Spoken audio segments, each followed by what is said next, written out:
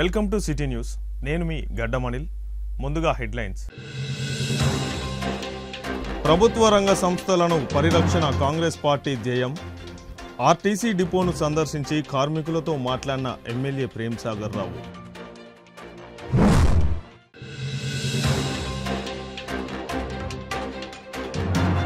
జిల్లా కేంద్రం ఇస్లాంపుర ఏరియాలో దొంగతనానికి వచ్చిన వ్యక్తి ప్రమాదవశాత్తు కరెంట్ షాక్తో మృతి.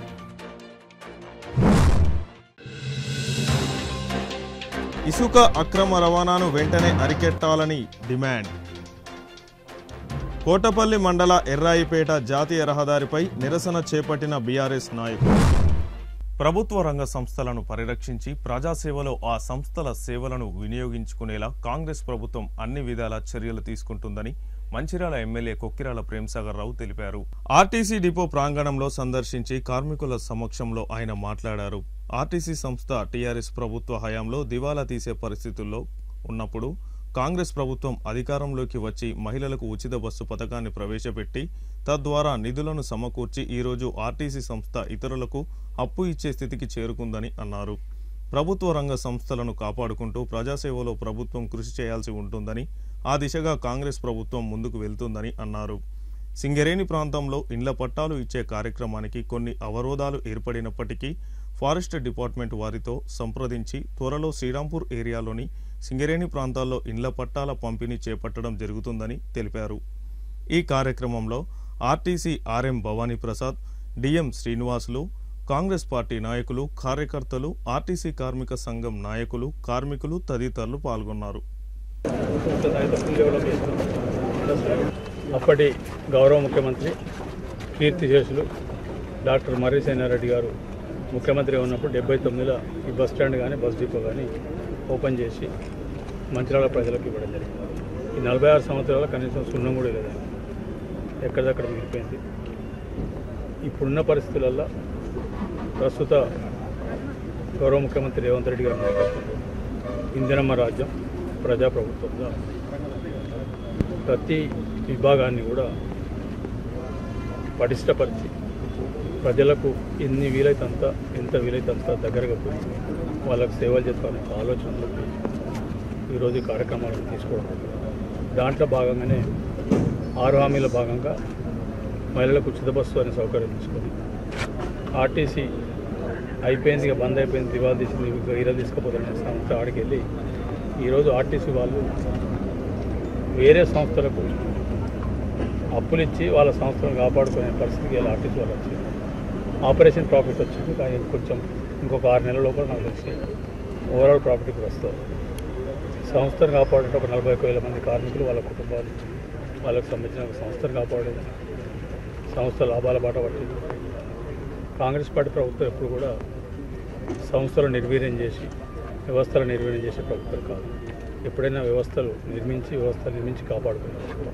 సో దాన్ని 46 సంవత్సరాలతో ఈ రకంగా గౌరవ ముఖ్యమంత్రి నాయకత్వంలో సోదరుడు ట్రాన్స్పోర్ట్ శాఖ మంత్రి పొన్నం ప్రభాకర్ గారు ఆదేశాల మేరకు అడగంగానే ఒప్పుకొని పంపించినందుకు వారికి కృతజ్ఞతలు. ఈ రకంగా ఒక్కొక్క సంస్థను ఎక్కడెక్కడ అవసరం ఉందో, ఎక్కడెక్కడ అవకాశం ఉందో అవన్నీ కూడా తిరిగి పునరుద్ధరించి పబ్లిక్ సెక్టార్ యూనిట్లను కాపాడి, పబ్లిక్ సెక్టార్ యూనిట్లు ఏ పర్పస్ కోసం అయితే పెట్టాం, పబ్లిక్ సెక్టార్ యూనిట్స్ పెట్టింది ప్రాఫిట్ కోసం కాదు. నో లాస్ నో ప్రాఫిట్లా పబ్లిక్ సెక్టార్ యూనిట్ ద్వారా ఇక్కడ చదువుకున్న వాళ్ళకు, పిల్లలకు, లేకపోతే ఇంకేదన్నా వేరే వాళ్ళకు ఉద్యోగాలు ఇవ్వాలని ఒక ఆలోచనతో పెట్టింది. కానీ బీజేపీ వాళ్ళకి అమ్ముకోవడానికి అది కాదు. మేము అమ్ముకోవడానికి వ్యతిరేకం. ఆదినం నెహ్రూ గారు మొదలుపెట్టిన కార్యక్రమం ఇప్పటిదాకా నడుచుకుంటూ వచ్చింది. ఈ 10 సంవత్సరాలు ఎన్ని రకాలు జరిగిందో మీకు తెలుసు, దాని గురించి మీకు ఎప్పుడు అవసరం. ఇక మిగిలింది ఇది. ఈ రకంగా నేను ఎమ్మెల్యే ఉన్నప్పుడు చదవడం నా అదృష్టంగా భావిస్తున్నాను. ఈ రకంగా ఈ కార్యక్రమంలో రెండోది బీజేపీ వాళ్ళు మొన్న దాంట్లో పోయి దండపల్లిలో పెట్టిన దుకాణం అది వచ్చేది మొన్న అక్కడ చెప్పగా ఆడ పని చేసి నిన్న నేను ఇందిరా మిల్ల పంపిణీకి పోయినప్పుడు, ఇందిరా మిల్లాకి ఇవ్వడానికి పోయినప్పుడు నేను ఎన్నికల సభలో చెప్పి, ఎన్నికల తర్వాత కూడా చాలా సభలో చెప్పి, ఎన్నికల ముందు నేను చెప్పి నేను పూర్తయిన ఒకటి మాత్రం అక్కడ సింగరేణి పట్టాలు ఒకటి పెండింగ్, అది కూడా ప్రాసెస్ చేస్తుంది. దానికి గెలిచిన కాడి నుంచి సంవత్సరం ఎంత కష్టపడుతున్నా తెలుసు, ఎన్ని ఆఫీసులు తిరుగుతున్నా తెలుసు, ఎన్ని ఆఫీసులు నేను తెలుసు. ఇక్కడ డిఎఫ్ ఆఫీస్ కానీ మొదలు పెడితే Bellampalli DF office, Nirmal DF office, Adilabad conservator office, లాస్ట్కి ఇక్కడ RDO office, Nirmal RDO office, collectorate ఇవన్నీ తిరిగితే ఎక్కడెక్కడ దొరకకపోతే ఎక్కడ దొరుకుతుంది. లాస్ట్కు Narayanaguda survey settlement office, government printing press, state archives, సెక్రటరీల సిసిఎల్ ఆఫీసు, సెక్రటరియట్ల మళ్ళీ మన వీళ్ళ ఆఫీసు, హైదరాబాద్లో ప్రిన్సిపల్ కన్సల్టెంట్ ఆఫీస్ అన్నీ దొరికితే కొన్ని కాయాలు దొరకబట్టుకొని తయారు చేసి గడిచిన మొత్తం 11-12 నెలల ఎక్సైజ్లో మొత్తం ఏదో కొన్ని కాయాలు దొరకబట్టి తీసుకుపోయి చేసి ఫారెస్ట్ వాళ్ళు సింగరేణి వాళ్ళు ఫారెస్ట్ వాళ్ళకి లెటర్ ఇవ్వడం జరిగింది. ఆ ప్రాసెస్ ఇంకొక 1-2 నెలలు పూర్తి అయితే ఏదైతే మిగిలిపోయింది అనుకున్న ప్రామిస్ అది కూడా పూర్తి చేస్తాను. వార్డు వైజ్ లెక్కలు చెప్పిన ఎక్కడెక్కడ మిగిలినాయి. 5వ వార్డు 750 ఉంది, 6వ వార్డు 400 చిల్లర, అదేవిధంగా 17వ వార్డులకు 200 చిల్లర, 9వ వార్డులకు 100 చిల్లర, ఇంకోటి కృష్ణకాళి 3వ వార్డు 4వ వార్డులకు ఇంకొక 400. ఇవి 2000 చిల్లర ఉన్నాయి. ఇదివరకు వాళ్ళు ఇచ్చిన పట్టాలు కూడా 2000 ఇచ్చింది, వాటికి అదుపు తగ్గలేదు. ఇవి అందరికీ మళ్ళీ పట్టాలు ఇచ్చి వాళ్ళకి ఇందిరా మిల్లు ఇస్తారని నేను చెప్పడం జరిగింది. మేము చెప్పగానే మేము చెప్పితే బయటకు వచ్చిన బీజేపీలో మెసేజ్ పెట్టినాడు, రేపు జిఎం ఆఫీస్కి పోయి ధర్నా చేసి పట్టాలు అడుగుతారు, సింగరేణి జిఎం పట్టాలు ఇస్తారు. ఇక వాళ్ళకి ఏం చేయాలో అర్థం కాని పరిస్థితి. వాళ్ళ మొత్తం అయిపోయింది, దుకాణాలు బంద్ అయిపోయింది.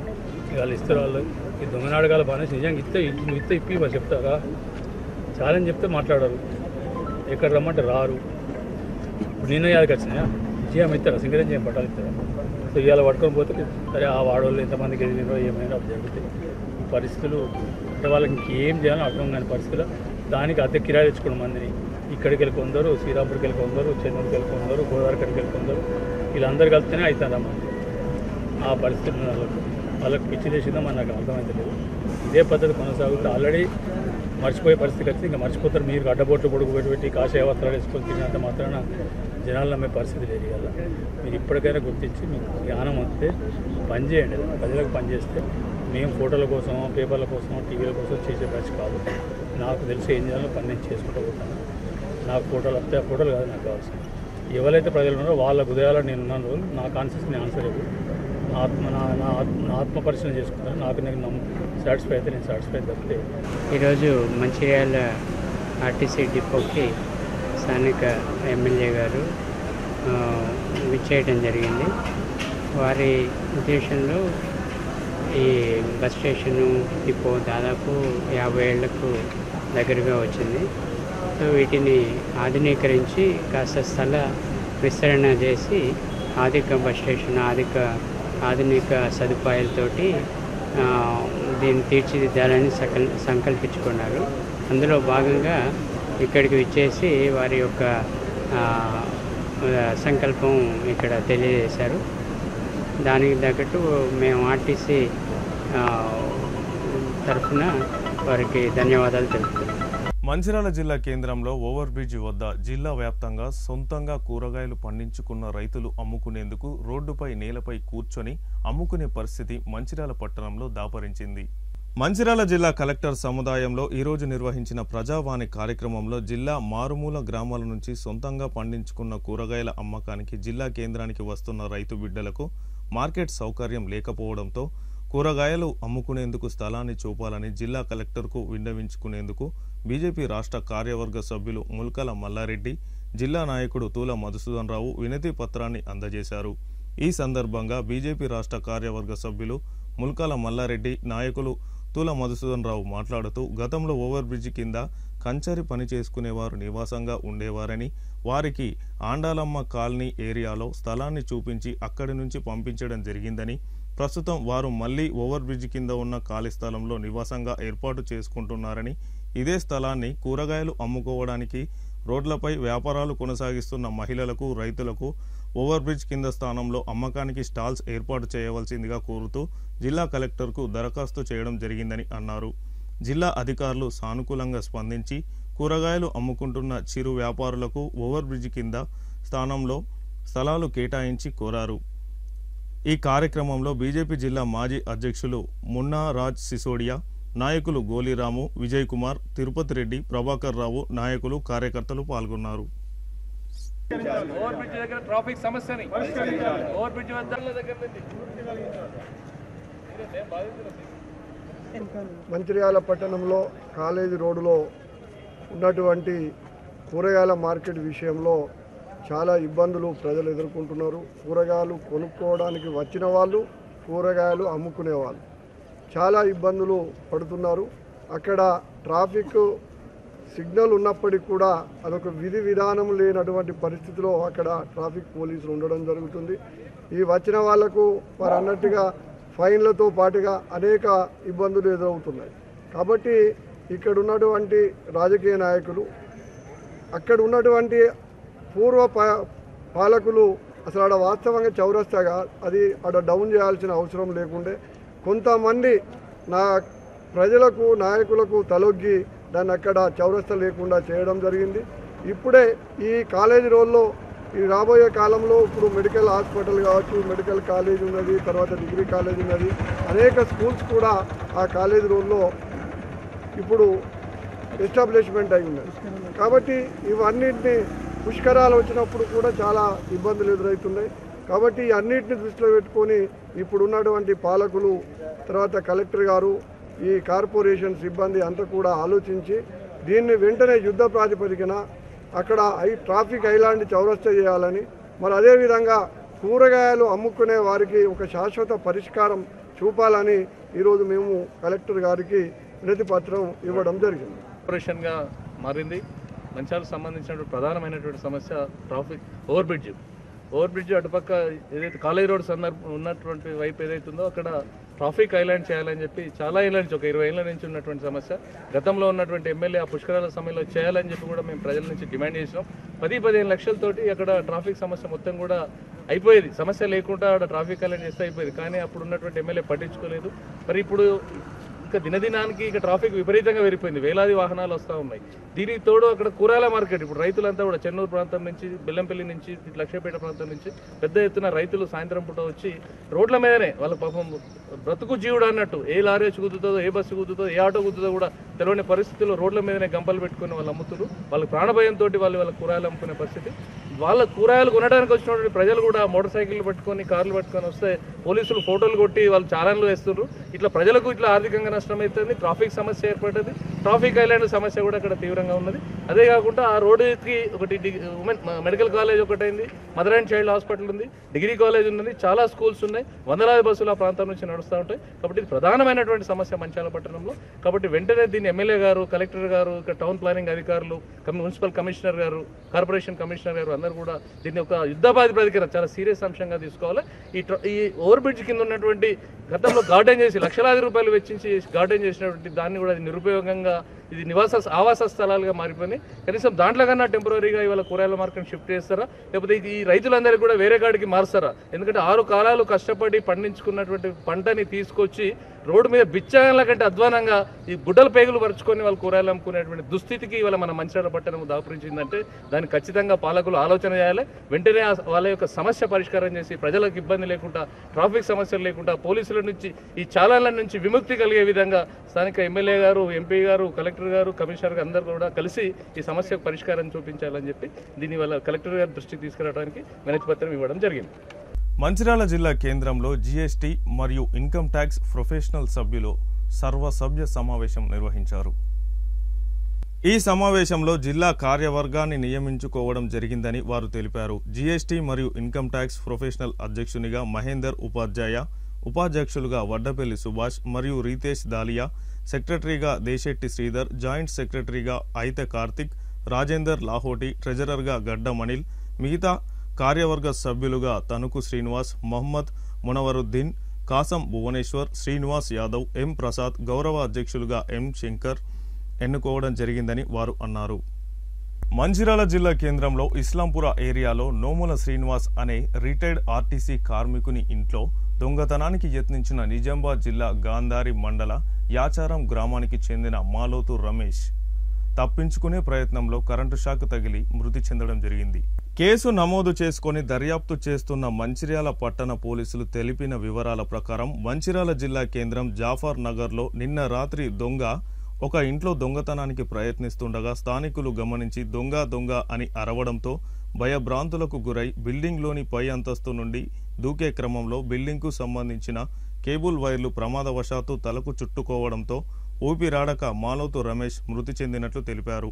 మృతుని వద్ద దొరికిన ఆధార్ కార్డు ఆధారంగా మృతుడు నిజామాబాద్ జిల్లా గాంధారి మండలం యాచారం గ్రామానికి చెందిన మాలోత్ రమేష్ అని పోలీసులు కేసు నమోదు చేసుకుని దర్యాప్తు చేస్తున్నట్లు తెలిపారు. మంచిర్యాల జిల్లా కోటపల్లి మండలం ఎర్రాయిపేట 63వ జాతీయ రహదారిపై బీఆర్ఎస్ పార్టీ ఆధ్వర్యంలో నిరసన కార్యక్రమం. మండలంలోని ఇసుక క్వారీల గుండా జరిగే అక్రమ ఇసుక రవాణాను వెంటనే అరికట్టాలని డిమాండ్ చేశారు. మంత్రి వివేక్ పాలన మాటల వరకే పరిమితమైందని ఎద్దేవా చేశారు. ఇసుక ఆగడాలను అడ్డుకట్ట వేసేది ఎవరని ఈ సందర్భంగా ఆగ్రహం వ్యక్తం చేశారు. బీఆర్ఎస్ నాయకులపై అక్రమ కేసులు బనాయించి ఇబ్బంది పెట్టడం సరికాదని హెచ్చరించారు. ఈ కార్యక్రమంలో బీఆర్ఎస్ పార్టీ నాయకులు కార్యకర్తలు పాల్గొన్నారు. తనకి కార్మిక శాఖ మంత్రి పదవి కేవలం ఇసుక దందాన్ని బంద్ చేయడానికి ఇచ్చిందని మంత్రి వివేక్ వెంకటస్వామి ఆ రోజు పర్యటనలో చెప్పడం జరిగింది. కాకపోతే బీఆర్ఎస్ పార్టీ చెన్నూరు నియోజకవర్గం నుండి మేమందరము కేవలం ఇసుక మాఫియా చేయడానికి మాత్రమే వివేక్ వెంకటస్వామికి మంత్రి పదవి ఇచ్చిందని చెప్పడంలో ఎటువంటి నిశ్చయం లేదు. ఎందుకంటే ఇక్కడ ఇటు గోదావరి చూస్తే యథేచ్ఛగా ఇక్కడ ఉన్నటువంటి గోదావరి ఇసుకను ఇక్కడ దందా జరుగుతూ ఉన్నది. గోదావరి ఇసుకను తవ్వుతా ఉన్నారు. ఇటు ఒక్కసారి చూసుకుంటే 4-5 కిలోమీటర్లు సుమారు 10 కిలోమీటర్ల వరకు కూడా 100 నుండి 1000 లారీలు ఇక్కడ ఆగి ఉన్నాయి. హైవే మీద లారీలు ఆపి ఇక్కడ ఉన్నటువంటి గోదావరిలో ఇసుకను తవ్వుతూ ఇక్కడ పైసలు జమ చేస్తూ ఈ మంత్రి పదవి వచ్చినందుకు ఈ రేవంత్ రెడ్డికి గిఫ్ట్ గా ఇస్తున్నారని మేము భావిస్తా ఉన్నాము. నువ్వు ఏదైతే గత ప్రభుత్వం ఇసుక దందా చేసింది, పైసలు ఖజానాన్ని ఖతం చేసి మాట్లాడుతున్నావో మరి నీ కళ్ళు ఎక్కడ పోయినాయి? నీ కళ్ళు మూసుకున్నావు నేను అడుగుతా ఉన్నాను. వివేక్ వెంకటస్వామిని ఇక్కడ ఉన్నటువంటి కాంగ్రెస్ నాయకులను అడుగుతా ఉన్నాను. మీ కళ్ళు కనబడతలేవా? ఇక్కడ ఉన్నటువంటి ఇసుక దందా కనబడతలేదా? ఇదే ఇసుక లారీ తొక్కి యాక్సిడెంట్ లో ఒక పత్రికా విలేకరు చనిపోయాడు. అది మీకు తెలియదా? ఇదే ఇసుక మీరు తవ్విన తర్వాత గుంతలో పడి ఒక యువకుడు చనిపోయాడు. అది తెలియదా? ఇసుక దందా జరపకపోతే ఈ ప్రాణాలు ఎక్కడి నుండి పోయినాయి, ఎట్లా పోయినాయి? మంత్రి వివేక్ వెంకటస్వామి దీనికి ఆన్సర్ చేయాల్సిందే అని చెప్తా ఉన్నాను. నువ్వు మాటలు శుద్ధపూస మాటలు మాట్లాడుతూ చేతలు మాత్రం అరాచక చేతలు చేస్తా ఉన్నావు. ఇక్కడ ఉన్నటువంటి నిధులను దోచుకోబోతా ఉన్నావు. మీ నాన్న దగ్గర నుండి నీ కొడుకు దాకా అందరు కూడా ఈ నియోజకవర్గాల్ని వాడుకొని మీ స్వార్థం కోసం, మీ యొక్క వ్యాపారాన్ని అభివృద్ధి చేసుకోవడం కోసమే ఇక్కడ మీరు రాజకీయాలు చేస్తున్నారు తప్ప మీరు ఇచ్చిన హామీలు నిలబెడదామనో, ఇక్కడ ప్రజలు ఇబ్బంది పడుతున్నారు ప్రజలకు ఏమైనా చేద్దామనో ఏమి సోయి లేదు మీకు. నేను పదే మీకు సోయి లేదు ఎందుకు చెప్తా ఉంటా అంటే ఇక్కడ ఉన్నటువంటి లారీల్ని కనబడతలేవా? లారీలు ఇసుక దందా జరగాలని నువ్వు ఏ నోటుతో చెప్తా ఉన్నావు, నీ నాయకులు ఏ నోటుతో చెప్తా ఉన్నారు? ఏదేచ్చగా ఇసుక దందా జరుగుతా ఉన్నది. ఇక్కడ ఉన్న హైవే మీద లారీలు 100ల కొద్ది లారీలు ఆపుతా ఉన్నారు. కనీసం మీ లారీలకి పార్కింగ్ స్థలం లేదు. ఇసుక దందా ఎంత తీసుకోవాలి, ఏం చేయాలనే నీకు అవగాహన కూడా లేదు. నీ వివేక్ వెంకటస్వామి ఇప్పటికైనా నీ యొక్క ఆలోచన విధానాన్ని మార్చుకో. నువ్వు ఏదైతే నీ నాయకులను ఉసుగలుపుతున్నావో, నీ యొక్క రౌడీలను ఉసుగలుపుతున్నావో, ఏది ప్రెస్ మీట్ పెట్టంగానే రాజా రమేష్ గారిని బీఆర్ఎస్ పార్టీ వాళ్ళు ప్రెస్ మీట్ పెడితే మీరు మాట్లాడండి.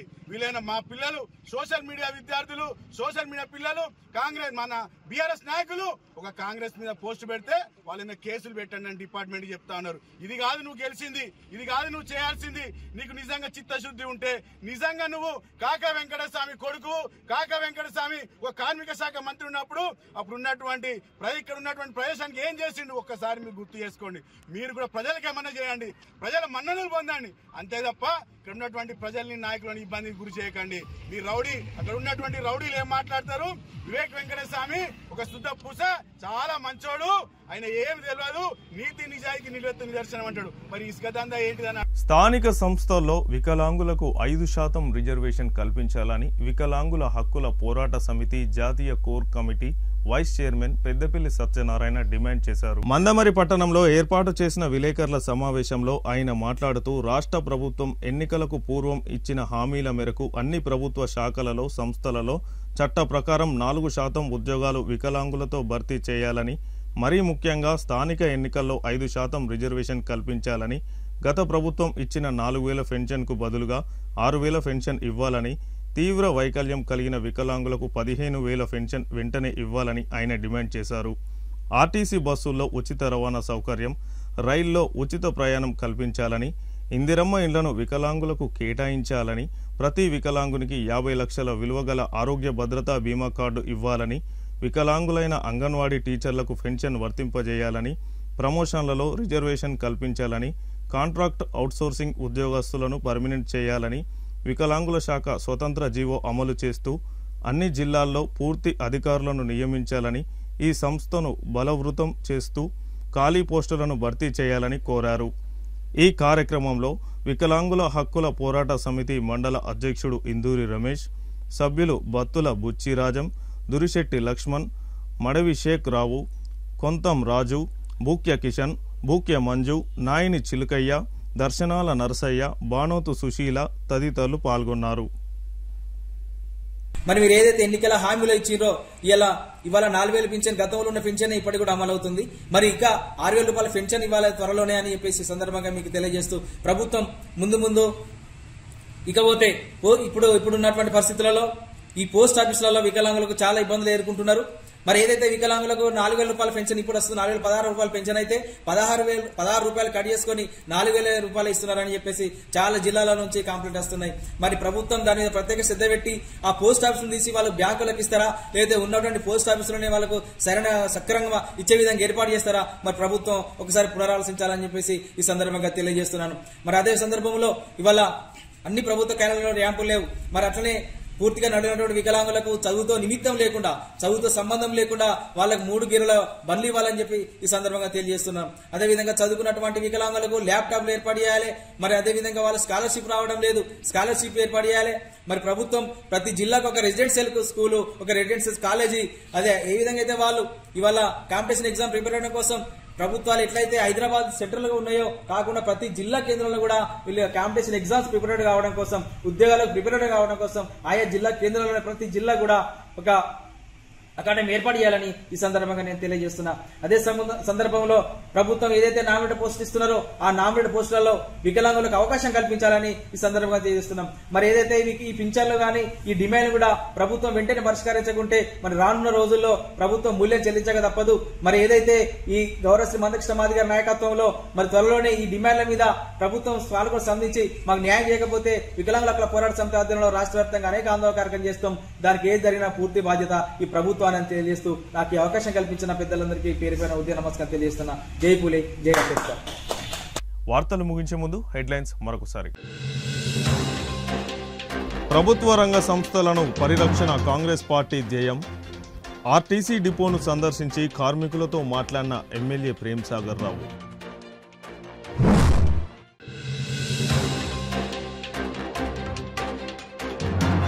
జిల్లా కేంద్రం ఇస్లాంపుర ఏరియాలో దొంగతనానికి వచ్చిన వ్యక్తి ప్రమాదవశాత్తు కరెంట్ షాక్తో మృతి.